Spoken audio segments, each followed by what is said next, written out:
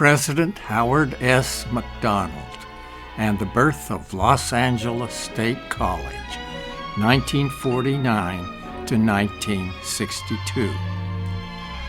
Dr. Howard S. McDonald arrived in Los Angeles in the summer of 1949. He had resigned as president of Brigham Young University to become the president of the newly formed Los Angeles State College. When Dr. McDonald arrived, Los Angeles State was comprised of a few classes on the campus of Los Angeles City College. It was at this juncture that, as a student at Los Angeles City College, I made the easy transition from my lower division classes at City College to my upper division classes at LA State, without even having to travel to a different campus. Howard S. McDonald was the president of both LA City College and LA State at this time. Later on, for a brief period, he was also in charge of the development of the new East Los Angeles campus and the San Fernando campus that eventually became known as Cal State Northridge. I had the privilege of knowing President McDonald personally. Like Jimmy Carter, President of the United States, President Howard McDonald, President of Los Angeles State College, taught Sunday school, and I was a faithful member of his class. Completing my degree, I chose to pursue a BA degree in elementary education at LA State, and in my class titled Music for Elementary School Teachers, I became one of the first students to learn the newly composed LA State fight song.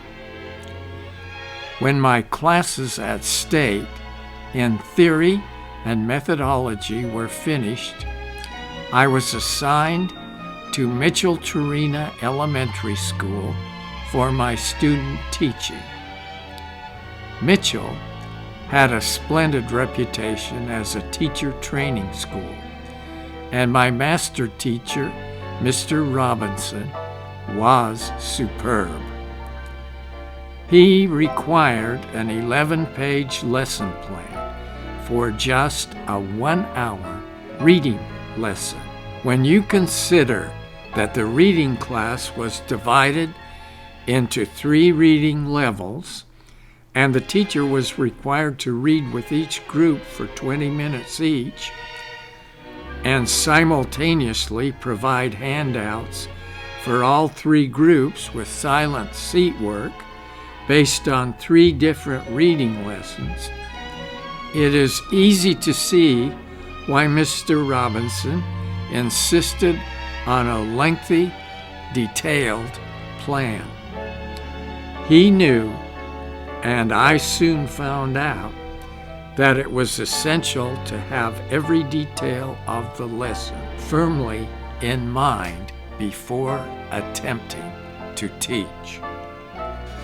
Detailed planning was also required for classes in spelling and mathematics, since they were also divided according to student level of capability and achievement. LA State fortified me with excellent preparation in my chosen field of elementary education.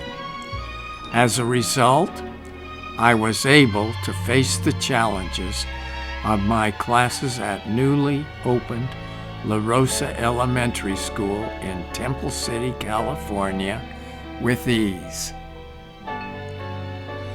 But I was not finished with LA State.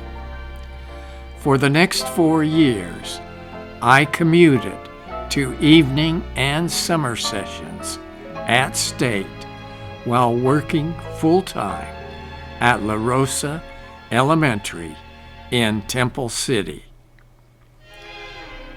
After 4 years of after-hours study, I had achieved my new academic goals: a Master of Arts with a major in history and a minor in political science. And how did LASC prepare me for a new career path, teaching history at Monterey Peninsula College in the late 50s and at Fullerton College in the 1960s, and then part-time at MiraCosta and Palomar colleges while living in retirement in Oceanside, California. How did LA State prepare me? Let me count the ways. I am grateful to Professor Smith for his solid classes in modern Europe, and to Professors Hansen and Catron and Greenwald for their classes in California and the American West. A special thanks also goes to Professor Hugh Bonar for his classes in Russian and Soviet history, and to David Lindsay for his inspiring biographical approach with emphasis on great personalities. Professor John Tipple required rigorous graduate research combined with trips to numerous libraries, and Professor Garant assigned research at the LA County Law Library. In the mid-50s, before the invention of the Xerox machine, I had to carry a shoebox full of 5x8 cards and copy research notes in longhand from books in the various libraries. For final accountability, LA State required that I pass comprehensive essay exams in 4 fields of my major. My examinations were in 1. United States history to the present. 2. Modern Europe, 1815 to the present. 3. Western America. And 4. California. By summer's end in 1959, I had not only completed my studies at LASC, but also my student teaching at Teddy Roosevelt High in Boyle Heights.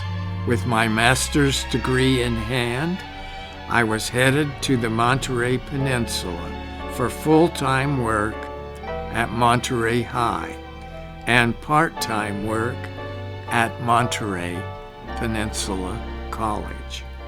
As I look back now, I am amazed at what I accomplished in 7 years at LASC, but my achievements were dwarfed by the miraculous growth and expansion connected with the administration of Howard S. McDonald.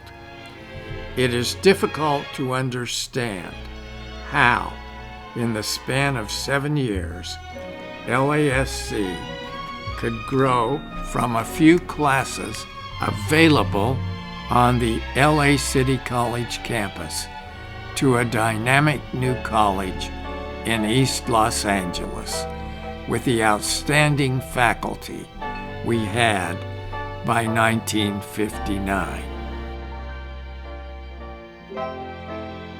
Our coaches and school spirit.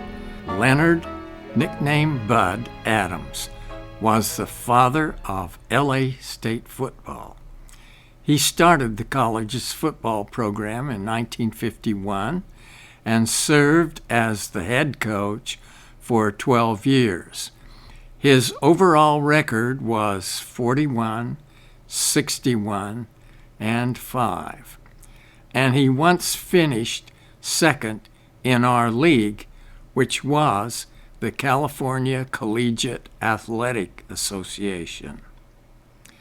8 of Bud's players were All-Americans, 2 won academic All-American, and 7 played professionally. Our fight song. It was 1952, and I was in my music for elementary school teachers class. A guest lecturer came in and announced that she was going to teach us the newly composed LA State fight song. I still remember the words and the tune. It went like this. Go, Diablos, we're behind you all the way. Go, Diablos, black and gold is here to stay. Go, Diablos, we will fight for victory. We will fight, fight, fight, fight with all our might for dear old LASC. Yay! In 1980, Los Angeles State College changed its team mascot from Diablos to Golden Eagles. And in 1982, Los Angeles State College was renamed California State University at Los Angeles. So there have been 2 name changes and minor rhyming adjustments, but basically the original fight song, words and music, is still with us.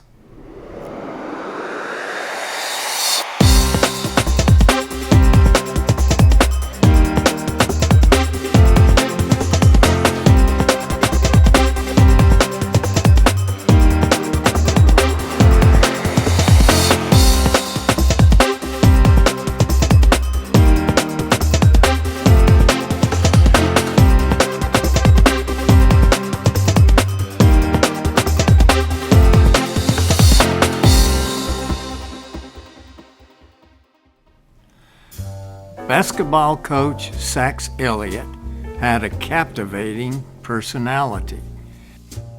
His confident smile and his authoritative air of command were compelling traits. And in terms of his impact on the game of basketball, he had few peers. Elliott's idea, while other basketball programs were using wooden backboards, fan-shaped and otherwise, Coach Elliott's LA State backboards were made of transparent, unbreakable glass with a square area marked out behind the rim to improve the shooting of his team. His innovative design became the national standard and is universally used in 2022. Swim gym. But that is not all. Coach Elliott's backboards were the bookends for a basketball floor that was retractable. Like the Red Sea, it would part in the middle and open up. Underneath the floor was the pool for the college swim classes and swim team.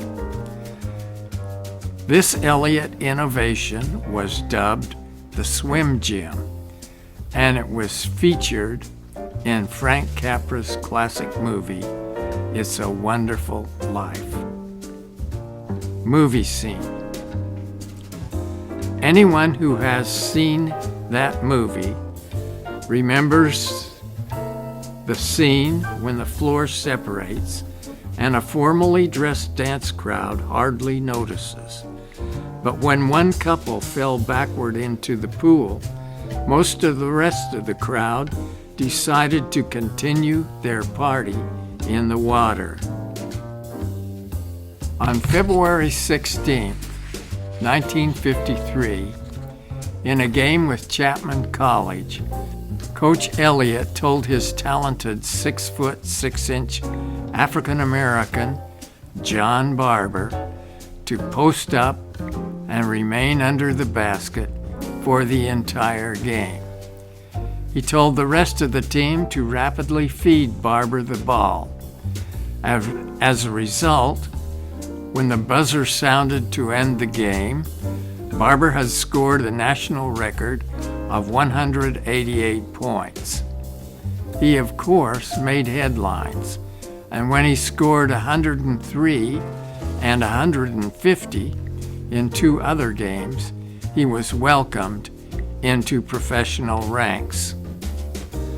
But according to an article in Sports Illustrated, he also caused some national rule changes, including a change in the time allotted for players to stand in an area near the basket. Coach Elliott was a super innovator. He increased the height of his players up to 6 inches by designing special shoes, but there were soon new national rules prohibiting their use. When his players went to the locker room at halftime, they alternately wore oxygen masks and sipped soup in order to revive for the second half. Sachs also used a multicolored basketball. The American Basketball Association, a pro league, copied his idea. He asked officials to wear earplugs to blot out screaming protests against their calls. And he opined, among many other things, that basketball officials could do a better job if they called the game in stationary perches above each basket. Sachs Elliott posted a 171-147 record as coach of LA State's basketball team, and he twice led the squad to 4th place finishes in the NCAA College Division National Playoffs after winning West Region Championships. His 1959 team won LA State's only California Collegiate Athletic Association basketball title. He retired in 1962, and Bill Sharman of LA Laker fame became the second coach at LA State College. LA State prepared me to teach successfully at La Rosa Elementary School, Temple City, California, from 1955 to 1959, and at Monterey High School, 1959 to 1961, and as an adjunct in history in Monterey Peninsula College Evening Division from 1959 to 1961. LA State also prepared me to teach successfully at Millikan High School, Long Beach, California, 1961 through 1964, and Fullerton College, Fullerton, California, 1964 through 1970, and as an adjunct in history at Miracosta and Palomar colleges in my retirement years of 1984 to 2016. LA State also prepared me to teach American history to a Millikan High gifted class with IQs of 140 and above, and an academically talented class with IQs of 125 to 140, and to teach academically challenged classes as well. And LA State prepared me to enter UCLA's graduate program in education, where I earned a doctorate and went on to serve from 1970 to 1982 as Assistant Dean in Santa Barbara's National Pace-Setting Continuing Education Division. LA State prepared me to write a popular U.S. history survey entitled The United States History Abstract: Major Crises in American History.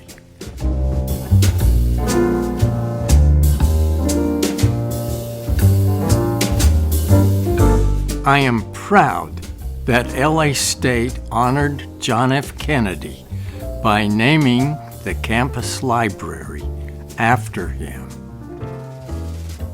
I am proud because I have spent my adult life honoring JFK. For example, I wrote and produced a television documentary titled John F. Kennedy's Lost Pathway to Peace. My documentary was narrated by the late Robert Vaughn, a man of movie and TV fame, who held an MA from LA State and a PhD from USC. My documentary aired nationally on TBS and regionally on KCET Los Angeles. Both air dates were on May 29, 1987, the 70th anniversary of JFK's birth. In 1992, I published the first edition of John Fitzgerald Kennedy's Grand and Global Alliance, World Order for the New Century. I discussed my book with Charles Osgood on the CBS Radio Network on May 29, 1992, the 75th anniversary of JFK's birth. Here is the program. The Osgood Files, sponsored in part by Selected Funds. I'm Charles Osgood.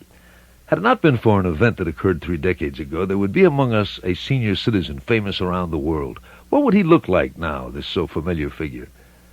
The hair would have thinned and grayed. Would he be bent now? Would the eyes still have that twinkle? Had he lived, there would be a party today and a birthday cake, and hard as it may be to accept, John Fitzgerald Kennedy would be 75. Stand by. Joseph Bagnall, who teaches at Maricosta College in Oceanside, California, thinks the world should take note of John Kennedy's 75th birthday. The media will ignore Kennedy's birthday because they remember Kennedy on the day of the assassination.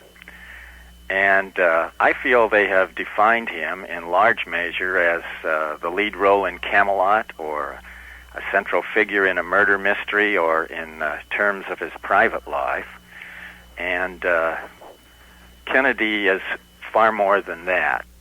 Dr. Bagnall is author of a book, President John Fitzgerald Kennedy's Grand and Global Alliance. If Kennedy were alive, I am certain that he would speak of the need to develop enforceable world law to cope with the new environmental impingements, ozone depletion, acid rain, global warming, and other ominous threats to human survival. Survival is the key to understanding Kennedy historically, Bagnall says.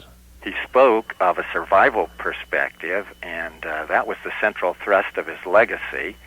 And we really need to concentrate on his survival perspective as we move toward the 21st century. He was a cold warrior because there was a real threat then, says Bagnall. But Kennedy was a visionary. He kept telling us that we must look across this world of threats, the world of the Cold War, and work for the day when we could have a grand and global alliance. Against poverty, war, disease, those enemies. Oh, yes, says Bagnall, history will say that Kennedy was a great president. Oh, I'm certain of it. We've had little time to concentrate on them because we've dealt with the sensational. The Osgood File. Charles Osgood on the CBS Radio Network. Now, this same book had a second edition. It was published to commemorate May 29th, 2017, the 100th anniversary of JFK's birth, and it was called the Centenary Edition. By 2017, the interest in Kennedy had waned. The first edition of the book had been published by University Press of America, but the Centenary Edition had to be self-published. It had no marketing, no circulation, and very little acceptance. Doc's last lecture. On my 86th birthday, I made a DVD entitled Doc's Last Lecture, Why Kennedy Matters. The lecture focused on JFK's proposals to resolve nuclear and environmental threats. During Kennedy's centenary year, 2017, my lecture was successfully placed on 11 community access stations in Massachusetts and 4 in California. The stations, without exception, covered the larger metropolitan areas. Thank you, LA State College, for expanding my knowledge and skill set, and for shaping my character, and for hours of joy with fellow students in your classrooms and on your campus, and for providing my foundation for future success. I am proud to say I have been listed as a distinguished alumnus in the field of education at Los Angeles City College, and this banner hung in the middle of their campus in the year of my retirement, 2016.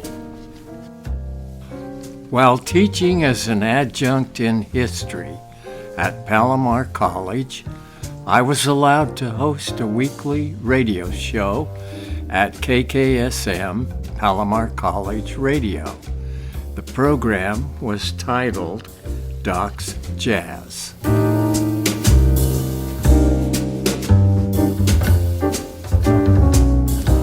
Surprise! Without my knowledge, the station manager at KKSM submitted one of my recorded jazz shows to the Intercollegiate Broadcasting System. It was announced in New York that I won the first place trophy in the volunteer category.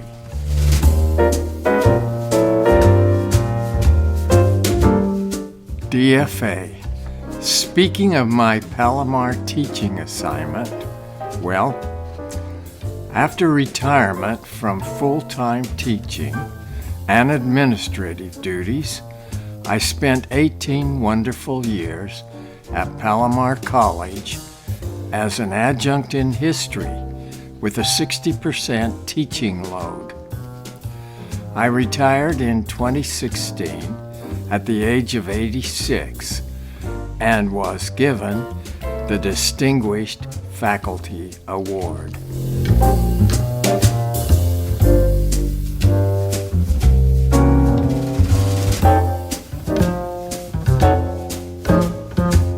Surprise again. The year was 2016 and the month was December, just before Christmas. I was teaching my last class at the Palomar College Satellite at Camp Pendleton, and for that matter, the last class of my life. My class was large, more than 50 Marines and naval personnel and their spouses, along with civilians who drove to the base to attend. After the last student had finished his final and left the room, I erased the whiteboard and was startled when most of the class began filing back into the room. After the class had reassembled, one student came to the front and handed me this handsome cherry wood plaque. It is baffling to me that they were able to uncover every teaching assignment I had in my 61 years in education. Every one of them is on the plaque, including random classes in the evening in National University's teacher credentialing program.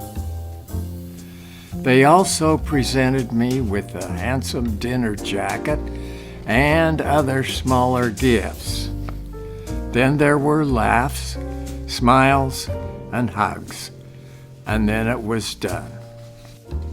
All of my achievements and awards can be traced back in significant ways to Los Angeles State College of Applied Arts and Science. I hope I am not deemed presumptuous, but I identify equally with California State University at Los Angeles. After all, it is the same school with a new name and a more modern, comprehensive mission. Count on me. I will always be a Golden Eagle.